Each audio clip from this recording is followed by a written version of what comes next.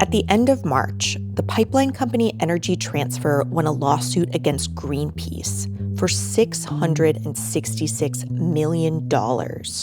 Energy Transfer claimed that the Standing Rock movement, the big Indigenous-led effort to stop the Dakota Access Pipeline in 2016, was actually an anti-corporate conspiracy orchestrated by Greenpeace, and the jury agreed.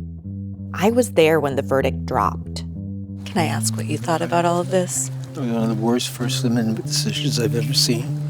I've been practicing law for 65 years. I've never seen anything like this. It's horrible.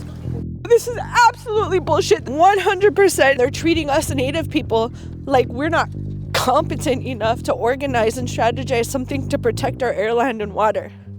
It's sick. If you read some of the news coverage of the case, you might think there's two sides to this story.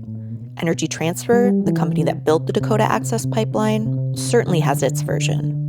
Greenpeace maliciously misrepresented events within this community in an unrelenting attempt to stop the construction of a pipeline that had already obtained all of the necessary legal approvals.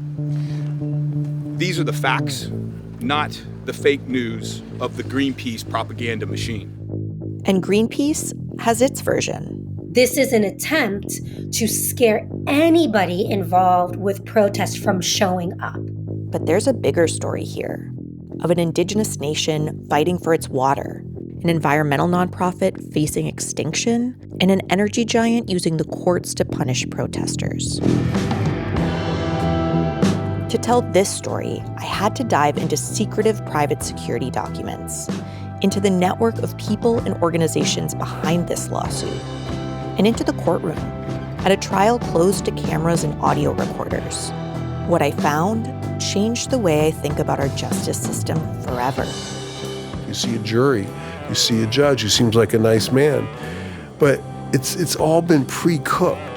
They create an angle and then everybody has to follow. If you go against the angle they created, you are the radical, you know? Greenpeace was behind it. They had no business here. No. They're trying to point the finger at Greenpeace because God forbid some Indians think for themselves. This is a life and death issue to our Indigenous people.